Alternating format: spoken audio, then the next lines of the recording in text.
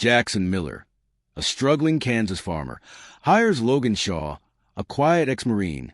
Despite warnings from townsfolk, Logan is on the run from Citadel Global, a Black Ops contractor he betrayed to protect civilians.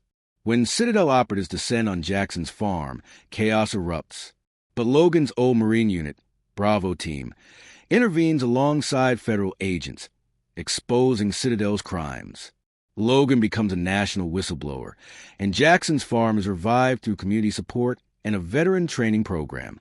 Months later, Logan returns to the farm, finding peace and purpose. What began with trust ends in renewal for a farmer, a soldier, and a town. Jackson Miller stood at the edge of his cracked farmland, the sun already high and merciless. Dust lifted off brittle corn stalks, spinning in lazy spirals like ghosts of the season that should have been. No rain for 147 days. The irrigation well had run dry last month. The soil, like Jackson's bank account, was done giving. He stared down the rows with clenched fists. His father's methods, organic, no GMOs, had once fed 3 counties. Now, they were dragging him under. A final warning from the bank sat folded in his pocket like a death sentence. His phone buzzed in his worn jeans. Rachel, his daughter's voice was cracking through tears. "Dad, they cut my scholarship. State budget pulled funding. I don't think I can stay." Jackson swallowed the lump in his throat. "Don't worry, honey. We'll figure it out." A lie. She hung up, and Jackson stared out across the dying land. Wind rattled the tin on the barn's roof. Then, like a figure out of nowhere, a man walked up the dirt road. Tall, lean, military cut, a duffel slung over one shoulder. He didn't wave, just kept walking until he reached the fence line. "I'm looking for work," the man said. "Name's Logan Shaw." Jackson studied him. The man stood like a Marine, eyes hard but tired. Townsfolk would say he was crazy for hiring him without asking questions. But something in Logan's stance, like a coiled spring barely holding, felt familiar. "You know irrigation?" Jackson asked. "Among other things." "You're hired." That night, Jackson brought him to Ashland Town Hall for a fundraiser. Whispers started as soon as they walked in. People stepped back. Ron Bailey, the local supply king, marched right up. "Another drifter? After what happened to the McAllens. You're digging your own grave, Miller." Logan didn't flinch. But Sheriff Morrison, standing in the back, never took his eyes off him. After the meeting, the sheriff grabbed Jackson outside. "You trust him?" he asked. "I do. You trusted the last one, too. And that almost got us all killed." Jackson looked toward Logan, who was already halfway to the truck. "I'll take my chances." The wind picked up. Something was coming. The next morning, Jackson stepped outside to find Logan already up, his jacket off, sleeves rolled, sweat darkening his undershirt. He was repairing the grain elevator steps. 2 weeks ago, Jackson had nearly broken his neck falling through that same rotten board. Logan had never been told. It's like he'd known. Jackson approached, coffee in hand. "You always start before sunup?" Logan nodded, never pausing. "Old habit. Sun rises, I'm working." Jackson watched him work with surgical precision, not a wasted motion. It unsettled him and impressed him. Later that day, Jackson took his truck into town. He needed fencing nails, another jerrycan of diesel, and a break from a mounting silence of the land. The hardware store was empty, except for Ron Bailey behind the counter, who said nothing, just slid the receipt across the counter and muttered, "Ticking clock, Miller." On the drive back, Jackson slowed as he neared his property. 3 black SUVs were parked along the fence line, matte finish, tinted windows, no plates, no logos. 3 men stood just off the shoulder, scanning his property. They wore suits, but not the cheap kind. Their jackets hung heavy, bulges beneath them unmistakable to anyone who'd ever held a firearm. Jackson pulled up beside them and rolled down his window. "Can I help you?" The tallest one turned slowly. His eyes were gray and cold. "Private property, right?" Jackson nodded. "That's right." The man smiled with no warmth, just appreciating the view. Jackson didn't answer, just kept driving. His gut twisted. When he got back, Logan was waiting on the porch. "They're here," Jackson said. "I know," Logan replied. Jackson stared at him. "You gonna tell me who they are?" Logan looked down at his hands. "Citadel Global. Black Ops private contractor. I used to work for them. Long time ago." Jackson's blood ran cold. "I went AWOL," Logan continued. "Refused a kill order in Kandahar. Civilians, women, children. Wasn't supposed to make it back. But I did, and I took this." He pulled a flash drive from his boot, black, military grade. Names, missions, offshore accounts. Proof they operate outside all laws. Jackson stepped back. "Why here?" "Because I was running out of road. And because someone needs to make this right." Just then, Jackson's phone rang. "Ron Bailey. You got company up there. Miller. 3 SUVs with no plates. Don't expect this town to lift a finger if you poke the wrong bear." Click. That night, the power went out. First the lights, then the backup generator. Dead silence. Jackson stepped out onto his porch, shotgun in hand. Overhead, a faint hum. Drones. 3 of them. Red lights blinking as they circled the barn. Logan emerged from the shadows. AR. 15 slung over his shoulder. They're mapping the property, prepping insertion routes. Jackson tightened his grip on the shotgun. "What do we do?" Logan's voice was steel. "They're coming tonight." At 1:03 a.m., Jackson jolted awake to the low growl of engines, electric high performance, masked by distance but moving fast. Logan was already at the window, peering through night vision binoculars. "They're coming in through the orchard," he whispered. 2 teams, one north side, one west. Jackson grabbed his shotgun and followed Logan outside. The moon painted the field in silver, sharp and unforgiving. They dropped low into the irrigation ditches and crawled until the farmhouse faded behind them. Every broken stalk under Jackson's elbow felt like glass. "Visuals," Jackson whispered. 8 men, tactical gear, silenced weapons, breaching charges. Jackson's stomach flipped. "They're going for the house." Logan nodded.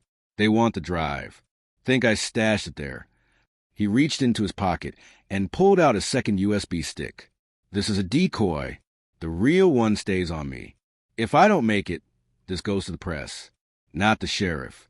Not the feds. The press." A flash erupted behind them. The barn exploded. Flames roaring 50 feet into the air. The concussion flattened stalks in a 100-yard radius. Heat seared Jackson's skin. One of Citadel's men had planted charges, assuming Logan was hiding inside. Jackson shouted, panicked, and tried to stand. Logan grabbed him and yanked him down. "Bait!" he hissed. "They're flushing us out." Gunfire rattled from the tree lean. Suppressed bursts. Citadel was sweeping the house. Jackson's radio cracked. Sheriff Ed Morrison's voice came through. "Miller, respond. We see movement on the south field. Are you alive?" Logan grabbed the mic. "Logan Shaw, your 3 o'clock flank is exposed. If you breach, do it now or you'll lose men." No answer. Then headlights flared from the south road. A Humvee roared across the ditch, followed by Ashland County SWAT truck and 2 patrol SUVs. Sheriff Morrison stepped out, shotgun raised, flanked by 3 deputies in full gear. But Citadel's men didn't retreat. Instead, they regrouped, falling into combat formations like seasoned operators. "They're not scared of badges," Logan growled. "These guys are ex-intel. Most never stop being killers." Gunfire erupted. Jackson hit the dirt behind a burned-out tractor. Bullets tore through wood and metal like paper. One of Morrison's deputies took a round in the shoulder and went down screaming. Logan vaulted from cover, sprinted across open ground, and dragged the deputy back behind a rock wall, bullets snapping past his ears. He ripped open the deputy's vest and applied pressure with one hand, while firing a sidearm with the other. Jackson tried to move, but Citadel mercenary had him pinned. Shots bracketing both sides of the shed. He was 1 inch from being flanked when another set of headlights flooded the field. From the north road, a convoy of 6 military trucks rolled in, Fast, loud, and unannounced. The lead vehicle spun sideways, doors slamming open. Marines spilled out, weapons drawn, night vision glinting green. The center Humvee bore the insignia of Bravo Unit. Leading them was Captain Marcus Reynolds.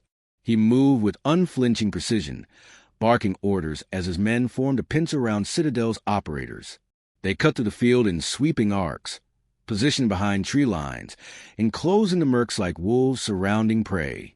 Jackson saw Logan's face shift, recognition, disbelief, then something almost like hope. Reynolds stepped out under the floodlights. "Victor Hale," he shouted across the chaos. "It's over. We have the drive. We have the footage. And we have the director's signature." Silence fell. Victor Hale stepped forward from behind the burning barn, calm as a man taking a walk. The Citadel chief wore black tactical fatigues, his gray beard trimmed, his demeanor relaxed. A pistol hung casually at his side. "If it were that simple," Hale called out, "you wouldn't be here with a damn parade." Captain Reynolds raised a sidearm. "Surrender. Now." Hale smiled thinly. "You shoot me, and this doesn't end. It just goes deeper. The drive won't save you. You don't know what you've touched." Reynolds advanced, weapon steady. Jackson watched, frozen. Logan stepped beside him and whispered, "That man trained me. He's a monster wrapped in a flag." Tension snapped like a wire. One of Citadel's men raised his weapon. But before he could fire, a Marine sniper took him down in a single suppressed shot. Chaos broke again, brief but decisive. Two more Citadel operators tried to flee across the ditch. Logan intercepted them, disarmed one with a brutal takedown, and held the other at gunpoint until Morrison's deputies cuffed them. And then helicopters. Twin Black Hawks swept in from the east, spotlights searing across the land. Ropes dropped. FBI agents fast roped the ground like ghosts in the floodlit night. Hale finally dropped his weapon. Logan sagged with exhaustion, shoulders trembling, his hands still slick with someone else's blood. Jackson reached for him. "You okay?" Logan stared at the flames, licking what was left of the barn. "I didn't want to go down like this." Jackson looked across his battered field. Blackened earth, fallen tractors, men being loaded into ambulances. "But you survived," he said. "We both did." Behind them, the first rays of dawn pushed through the smoke. As the first light of dawn broke through the ash-filled sky, federal agents spread out across Jackson's land like a wave of storm-cleaning rain.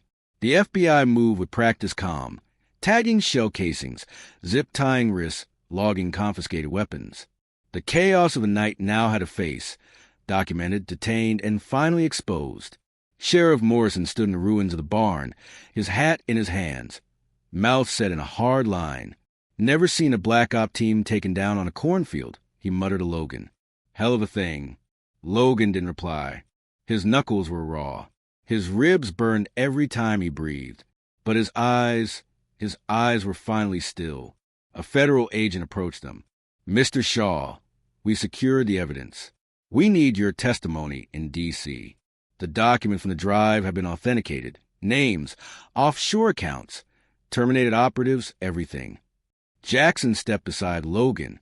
"He's not going alone." The agent raised an eyebrow.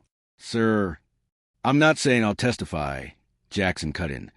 "But if you think I'm letting him ride into another den of snakes without someone who owes him their life, you're wrong."